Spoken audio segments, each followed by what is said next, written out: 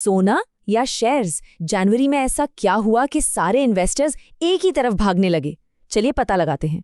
नमस्कार दोस्तों, पैसा अड्डा में आपका स्वागत है, जहां हम फाइनेंस को बनाते हैं एकदम सिंपल, बिल्कुल अड्डा स्टाइल में। मैं हूं भास्कर।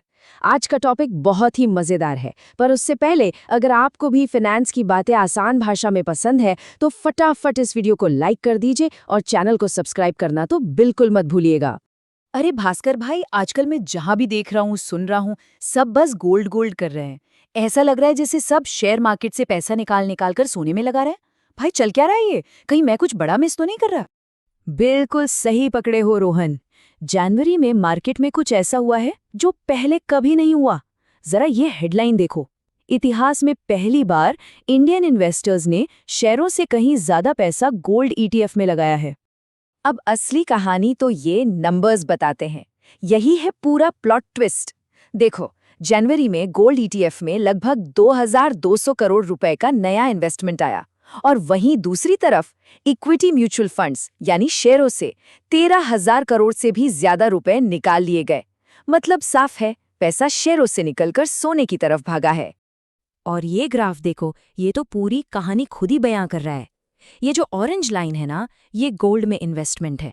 देखो जनवरी में कैसे रॉकेट की तरह ऊपर चली गई। और ये जो नीली लाइन है, जो इक्विटी म्यूचुअल फंड्स की है, वो एकदम से नीचे आ गई। ऐसा क्रॉसओवर पहले कभी नहीं देखा गया। अच्छा, नंबर्स तो समझ आ गए कि हुआ क्या है, पर ये हुआ क्यों?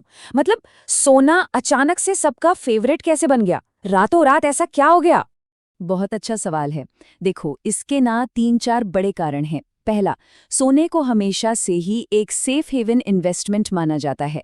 मतलब जब भी दुनिया में या मार्केट में थोड़ी टेंशन बढ़ती है ना, तो लोग सेफ्टी के लिए सोने में पैसा डाल देते हैं। दूसरा, पिछले कुछ समय से गोल्ड के दाम भी लगातार बढ़ रहे हैं, तो इन्वेस्टर्स को उसमें अच्छा रिटर्न भी दिख रहा है। और तीसरा, सिर्फ हम और आप जैसे लोग ही नहीं, दुनिया भर के जो बड़े बड़े सेंट्रल बैंक्स हैं, वो भी जमकर सोना खरीद रहे हैं, जिससे इसकी डिमांड और बढ़ गई है। ओके, तो लोग थोड़ा सेफ खेलना चाह रहे हैं, इसलिए सोने में पैसा लगा रहे हैं। ये तो समझ गया। पर इसका मतलब ये तो नहीं कि शेयर मार्केट से पैसा ही निकाल लो। वहां से इतना पैसा क्यों निकला? हाँ, उसके भी दो मेन कारण हैं। पहला है प्रॉफिट बुकिंग। इसका मतलब सिंपल है, पिछले साल मिड कैप और स्मॉल कैप शेयरों ने लोगों को जबरदस्त मुनाफा दिया था, तो अब बहुत से लोग अपना वो मुनाफा जेब में डाल रहे हैं, मतलब शेयर्स बेच के अपना प्रॉफिट निकाल रहे हैं। और दूसरा बड़ा कारण है फॉरेन इन्वेस्टर्स। उन्होंने जनवरी में इंडियन मार्केट में काफी बिकवाली की, मतलब पैसा बाहर निकाला। प्रॉफिट बुकिंग, फॉरेन इन्वेस्टर्स की सेलिंग। अरे यार, ये सब सुनकर तो मुझे टेंशन हो रही है। क्या इसका मतलब ये है कि मार्केट गिरने वाला है? क्या सब कुछ बेचकर निकल जाना चाहिए? नहीं नहीं नहीं, बिल्कुल नहीं रोहन। और यहीं पर ज्यादातर लोग गलती करते हैं।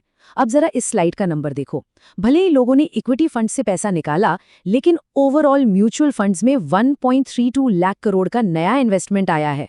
इसका मतलब लोग मार्केट से भाग नहीं रहे हैं, वो बस अपना पैसा इक्विटी से निकालकर डेट फंड्स जैसी थोड़ी कम रिस्की जगहों पर लगा रहे हैं। पैसा मार्केट में ही है, बस उसकी जगह बदल रही है। और पता है, ये जो हो रहा है ना, यही तो स्मार्ट इन्वेस्टिंग का सबसे बड़ा सबक है। इसे कहते हैं एसेट एलोकेशन। वही पुरानी कहावत कि अपने सारे अंडे एक ही टोकरी में मत रखो। रिस्क कम करने के लिए अपने पैसों को थोड़ा शेयरों में, थोड़ा गोल्ड में, थोड़ा एफडी में, ऐसी अलग अलग जगहों पर बांट कर इन्वेस्ट करना ही समझदारी है। अच्छा, मतलब ये आम इन्वेस्टर के लिए पैनिक करने वाली नहीं, बल्कि कुछ सीखने वाली बात है। तो फिर इस पूरी खबर से हम जैसे नॉर्मल इन्वेस्टर्स के लिए क्या टेक अवे है? क्या सीखना चाहिए? बिल्कुल सही। देखो, एक आम इन्वेस्टर के लिए 3 गोल्डन रूल्स हैं। पहला, अपने लॉन्ग टर्म गोल्स पर फोकस करो। आप इन्वेस्ट क्यों कर रहे हो, उस वजह से मत भटको। दूसरा, ऐसी छोटी मोटी खबरों से घबराना नहीं है। मार्केट का तो काम ही है ऊपर नीचे जाना। और तीसरा, और ये सबसे जरूरी है, अपनी एसआईपी को बिल्कुल बंद मत करो। गिरते हुए मार्केट में एसआईपी करने से आपको ज्यादा यूनिट्स मिलती हैं, जो लंबे समय में बहुत फायदा देती हैं।